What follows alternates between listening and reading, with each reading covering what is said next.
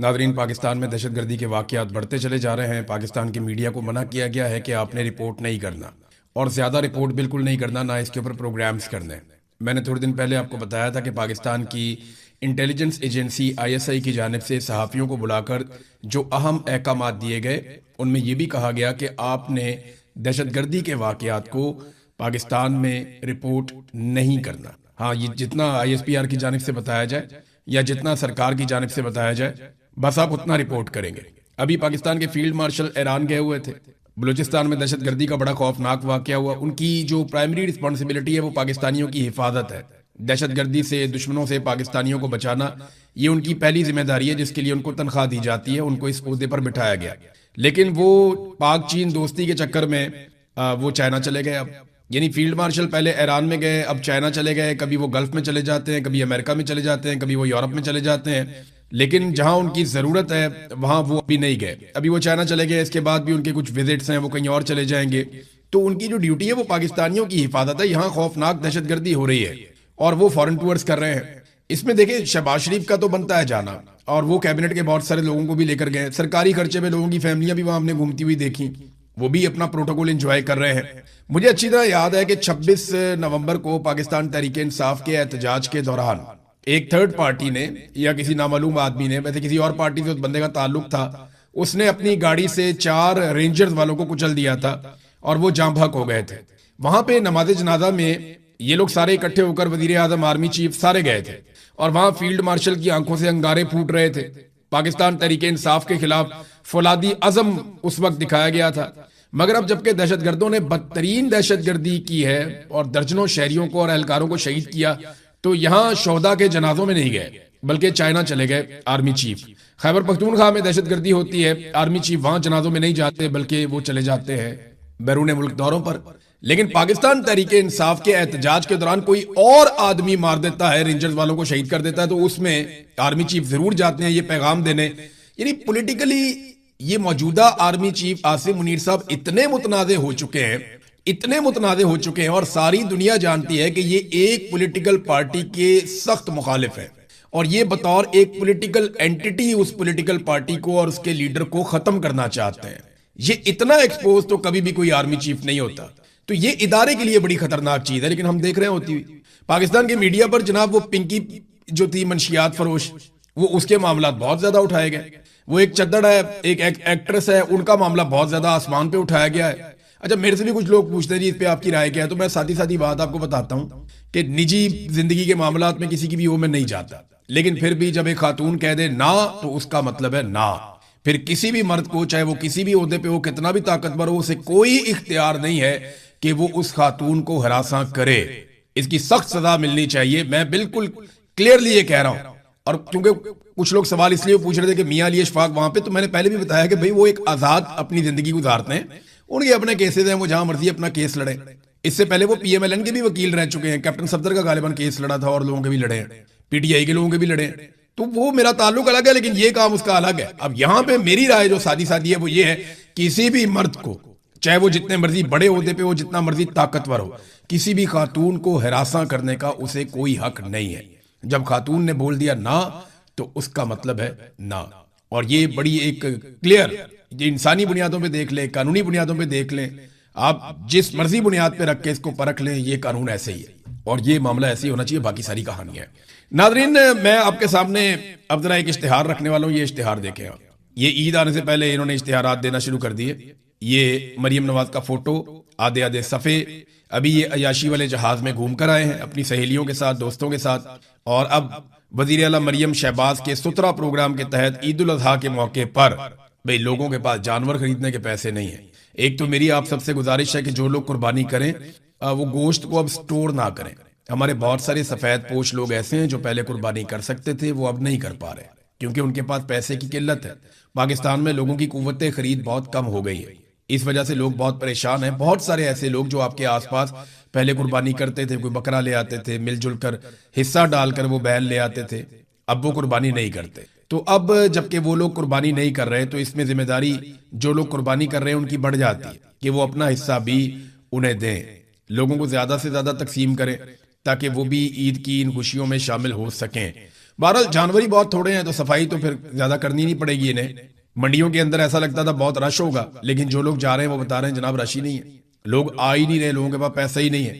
छोटा जानवर खरीदना तो ख्वाब बन गया है, और बड़ा जानवर जो है उसको हाथ नहीं लगता, वो इतना महंगा हो गया। जितने के 2 बकरे आ जाते थे उतने में जो है वो अब एक हिस्सा डलता है बैल के अंदर। तो हालात बहुत अजीब हैं। बहुत छोटा सा एक बकरा, एक दोस्त है उन्होंने मुझे तस्वीर भेजी, उन्होंने 1 लाख रुपए का लिया, बिल्कुल छोटा सा, ऐसे जैसे वो सदके का बकरा होता है ना, उससे थोड़ा सा बड़ा होगा, तो वो 1 लाख रुपए का उन्होंने लिया। तो इतनी महंगाई हो गई है पाकिस्तान में, बेचारे बेचने आते हैं, वो भी गरीब लोग हैं, उनको बंदा क्या कहे, लेकिन महंगाई बढ़ इतनी गई है कि आम आदमी के बस से बाहर होता जा रहा है। अब नाज़रीन जहां पे ये इश्तिहारात वगैरह लग रहे हैं, तो मैं आपको एक इश्तिहार दिखाता हूं। ये इश्तिहार है जनाब इंडियन साइड से, जो वजीर आला है उनकी जानिब से। इश्तिहार तो नहीं है, उन्होंने स्टेटमेंट जारी किया कि हमने 600 यूनिट तक बिजली फ्री की है, चाहे एसी चलाओ, जो मर्जी चलाओ। ये हरमीत सिंह ने इसको रिपोर्ट किया, जहां से मैंने इसको पढ़ा, और कई जगहों से भी पढ़ा है। यहाँ पे अली मोल साहब हैं, उन्होंने भी इसको रिपोर्ट किया, एक और जर्नलिस्ट हैं उन्होंने भी इसको रिपोर्ट किया। तो इसे लोग रिपोर्ट कर रहे हैं इस मामले को।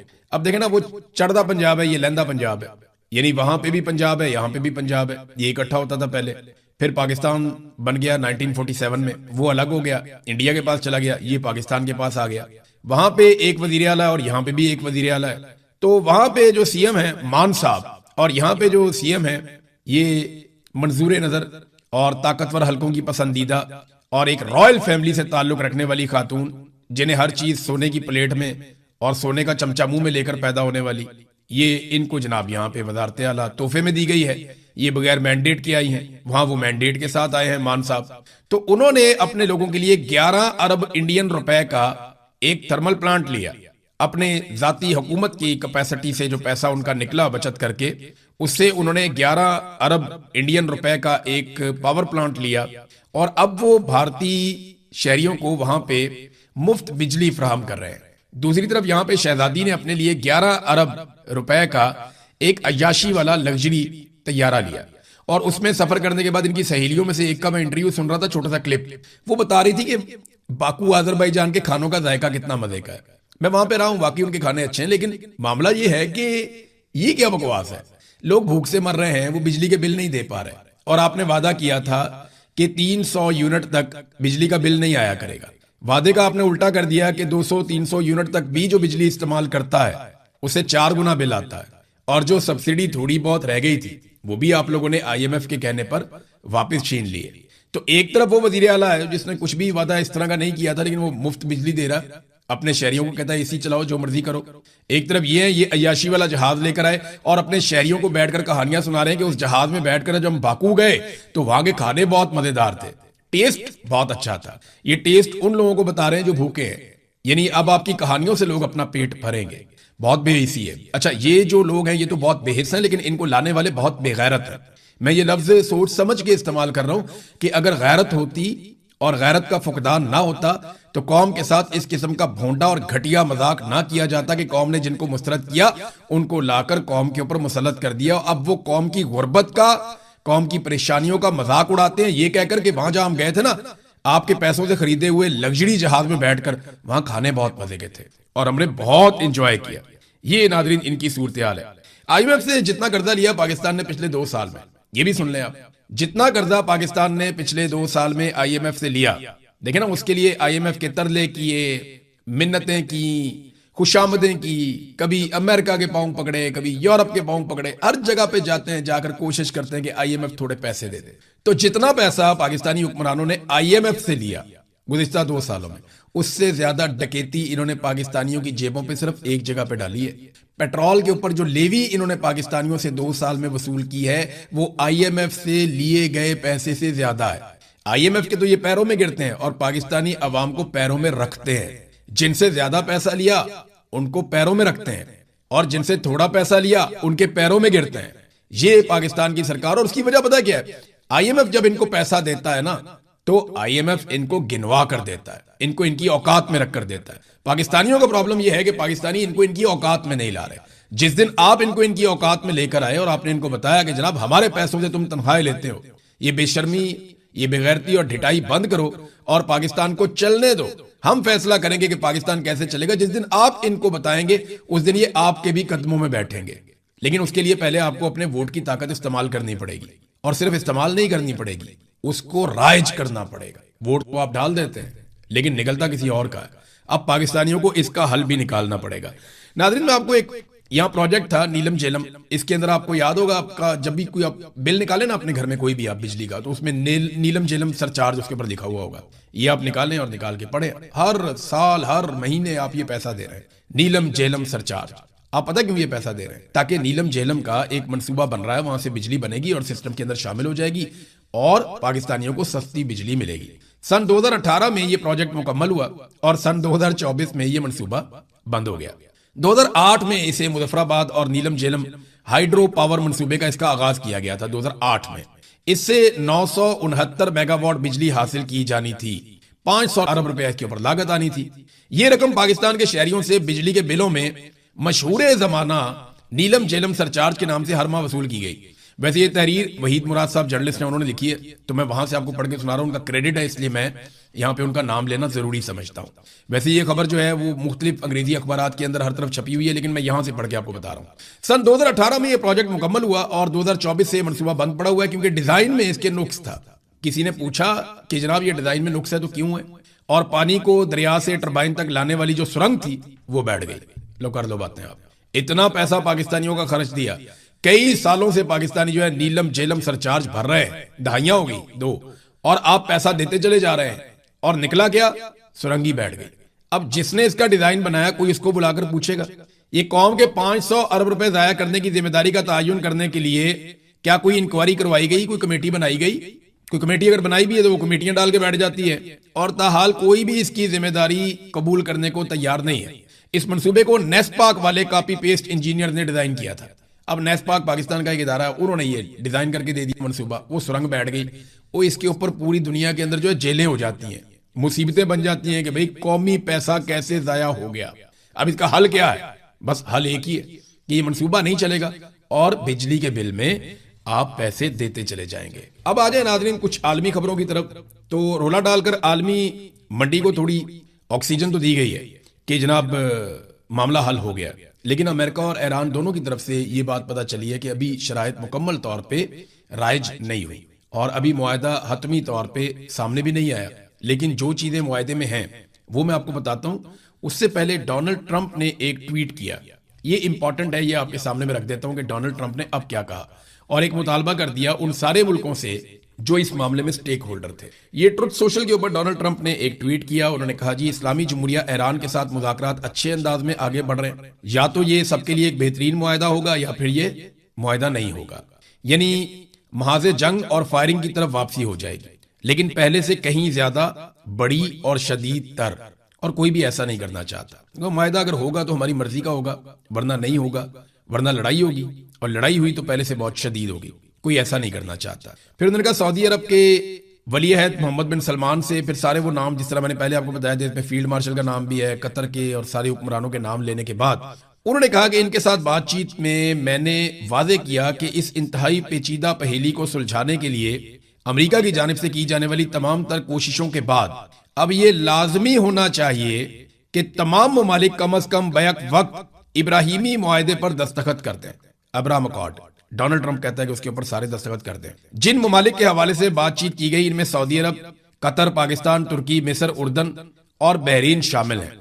ये मुमकिन है कि किसी एक या दो ममालिक के पास ऐसा ना करने की कोई वजह हो और उसे तस्लीम किया जाएगा, लेकिन अक्सर को तैयार रहना चाहिए, आमादा होना चाहिए और इस काबिल होना चाहिए कि वो ईरान के साथ इस तस्वीर को इससे कहीं ज्यादा तारीखी वाकया बना दें जितना कि ये होता। अब वो ये कह रहे हैं जनाब आप इब्राहिम अकॉर्ड के ऊपर दस्तखत करें। उसका सादा मतलब जो है, आसान मतलब वो ये है कि आप इसराइल को तस्लीम कर दें। इक्का दुक्का मुल्क उन्होंने कहा तो मे भी पाकिस्तान के बारे में उनके दिमाग में कि पाकिस्तान शायद तस्लीम नहीं कर सकता, पाकिस्तान में हालात ऐसे हैं। ईरान के बारे में वो ये कहते हैं कि ईरान को इसके अंदर भी शामिल होना चाहिए। फिर ईरान को वो बड़ा, सऊदी अरब और कतर के बारे में उन्होंने कहा जी कि उनको तो ये करना चाहिए और इसकी शुरुआत सऊदी अरब और कतर की जानिब से फौरी दस्तखत के साथ होनी चाहिए, बाकी सबको इसकी पैरवी करनी चाहिए। फिर उन्होंने ये भी कहा कि जनाब ये बड़ा शानदार होगा, इससे बहुत सारे माली फायदे भी मिलेंगे, जिन मुल्कों ने किया उनको बहुत फायदा हुआ, ये भी डोनाल्ड ट्रंप ने कहा। तो इससे बड़ी कोई और चीज नहीं होगी, 5000 साल तारीख के अंदर कभी ऐसा नहीं हुआ होगा, इस किस्म की बातें डोनाल्ड ट्रंप ने कर दी हैं। और यानी डोनाल्ड ट्रंप ने कहा कि मैं दुनिया के दूसरे खित्ते की तरह अपने नुमाइंदों से कह रहा हूं कि वो इन ममालिक को पहले से तारीखी इब्राहिमी मुआहदे में शामिल करने का अमल शुरू कर दें और इसे कामयाबी से मुकम्मल करें। इस मामले पर आपकी तवज्जो का शुक्रिया। अब समझें जरा इसको आप, ये इसका नाम अब्राहम अकॉर्ड क्यों रखा गया? पहले इसकी टेक्निकल रीजन आप देख लें। हजरत इब्राहीम अलैहिस्सलाम के दो बेटे थे, एक का नाम हजरत इसहाक अलैहिस्सलाम और एक का नाम हजरत इस्माइल अलैहिस्सलाम। नबी अकरम सल्लल्लाहु अलैहि वसल्लम जो मुसलमानों के आखिरी नबी हैं, आप सल्लल्लाहु अलैहि वसल्लम हजरत इस्माइल अलैहिस्सलाम की औलाद में से थे, जबकि बाकी बहुत सारे अंबिया और अंबिया की पूरी एक लड़ी हजरत इसहाक अलैहिस्सलाम की औलाद में से थे। हजरत इसहाक अलैहिस्सलाम के बेटे थे हजरत याकूब अलैहिस्सलाम, और उन्हीं का नाम जो है वो इसराइल भी है, और उनकी औलाद को बनी इसराइल कहते हैं। तो बनी इसराइल में बहुत सारे कईयों के नाम भी नहीं पता हमें, बहुत सारे पैगंबर आए और अल्लाह का पैगाम लेकर आए। एक दौर में मुसलमान भी यहूदियों को ये बात बताते थे कि हजरत इब्राहीम अलैहिस्सलाम की ही औलाद है हजरत इस्माइल अलैहिस्सलाम और हजरत इसहाक अलैहिस्सलाम। तो ये जो नस्ल परस्ती के चक्कर में एक इख्तलाफ था, उसको दूर करने की कोशिश की जाती थी। आज उस लफ्ज को इस्तेमाल किया जा रहा है इसराइल को तस्लीम करने के तनाजुर में। लेकिन मामला इंसानी हुकूक का है, मामला अकायद का नहीं है। यानी अगर आप इसको मुसलमान बनकर देखेंगे, ईसाई बनकर देखेंगे, यहूदी बनकर देखेंगे, तो आपके दिमाग में कुछ और चलेगा।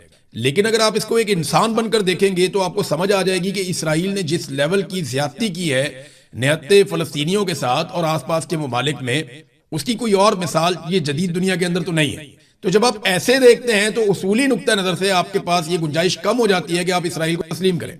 यहां बहुत सारे ममालिक जो मुस्लिम ममालिक नहीं है, यूरोपीय ममालिक है, वो फलस्तीन को तस्लीम कर रहे हैं और इसराइल के ऊपर पाबंदियां लगा रहे हैं, जबकि मुसलमान मुल्कों पे अब दबाव डाला जा रहा है कि आप अब्राहम अकॉर्ड के ऊपर दस्तखत करें और आप इसराइल को तस्लीम कर लें। तो ये डोनाल्ड ट्रंप ने कहा। बहरहाल वॉशिंगटन पोस्ट ने एक बड़ी शानदार रिपोर्टिंग की है, वो रिपोर्टिंग में आपके सामने रखता हूं। उन्होंने बताया कि वो कौन सी चीजें हैं जिनके ऊपर यह मुआहदा होने जा रहा है। सबसे पहली चीज यह है कि 60 दिन के लिए जंगबंदी हो जाएगी। इस दौरान एक हतमी अमन मुआहदे के लिए मुज़ाकरात किए जाएंगे और ये मुज़ाकरात अब मेरे ख्याल में कतर में होंगे। फिर आबना हुर्मुज़ को दोबारा खोला जाएगा। 30 दिनों के अंदर अंदर ईरान आबना हुर्मुज़ को खोलेगा और वहां से बिछाई गई बारूदी सुरंगों को साफ करेगा। फिर बहरी नाकाबंदी का खात्मा, अमेरिका फौरी तौर पर ईरानी बंदरगाहों की अपनी बहरी नाकाबंदी खत्म कर देगा। फिर मुंजमद असासों की बहाली, अमेरिका कतर में मौजूद ईरान के 12 अरब डॉलर्स के मुंजमद असासे फौरन बहाल कर देगा।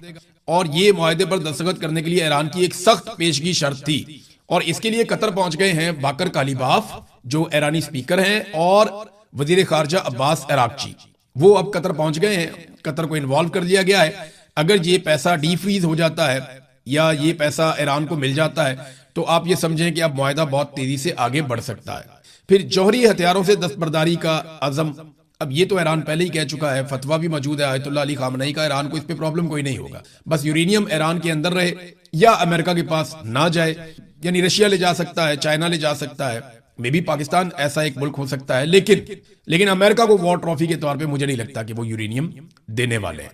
तो ये यूरेनियम का मामला तो वहीं पे खड़ा है, उस पे मुज़ाकरात होंगे, बातचीत होगी। ईरान पहले भी कहता है जी हम बम नहीं बना रहे, हम बिजली बना रहे हैं, तो वो मामला तो वहीं पे खड़ा है। तो अमेरिका ने इस सारी लड़ाई में हासिल क्या किया? ईरान ने तो अपने मुंजमद असासे जो हैं वो बहाल करवा लिए। ईरान ने आबना हुर्मुज़ पे अपना कुछ हद तक कंट्रोल भी कर लिया। अगर आबना हुर्मुज़ खुल भी जाती है तो वो तो पहले भी खुली हुई थी, और अगर जौहरी मुज़ाकरात ही करने हैं तो वो तो पहले भी हो रहे थे। तो इस सारी लड़ाई में अमेरिका ने अपनी मिथ तोड़वा ली, आयरन डूम का पोल खुल गया और अमेरिका की दिफाई सलाहियतें जो हैं वो दुनिया के सामने आ गई। बहरहाल अभी हतमी मुआहदा बाकी है और किसी भी मामले पे दस्तखत अभी तक नहीं हुए। इसमें ईरान की वजारत खारजा का भी एक स्टेटमेंट है। उन्होंने कहा यह बात बिल्कुल दुरुस्त है कि हम ज़ेरे बहस मौज़ूआत के एक बड़े हिस्से पर किसी नतीजे तक पहुंच चुके हैं। ताहम ये कहना कि इसका मतलब यह है कि मुआहदे पर दस्तखत बिल्कुल करीब है, कोई भी ऐसा दावा नहीं कर सकता। अमेरिका में पॉलिसी साजी और फैसला साजी का अमल एक तरह के इदारा जाती तजब्जुब और हिचकिचाहट का शिकार है। वहां पे एक अमेरिका के अंदर वो कह रहे हैं प्रॉब्लम चल रही है, उनके थोड़े फैसले बदलते रहते हैं, मुतालबात भी ऊपर नीचे होते रहते हैं, लिहाजा ये अभी इब्तदाई मराहिल में है। कुछ चीजें तय हो गई हैं और कुछ चीजें तय हो जाएंगी। मुझे उम्मीद है कि अब ये जंगबंदी की तरफ ही मामला जाएगा।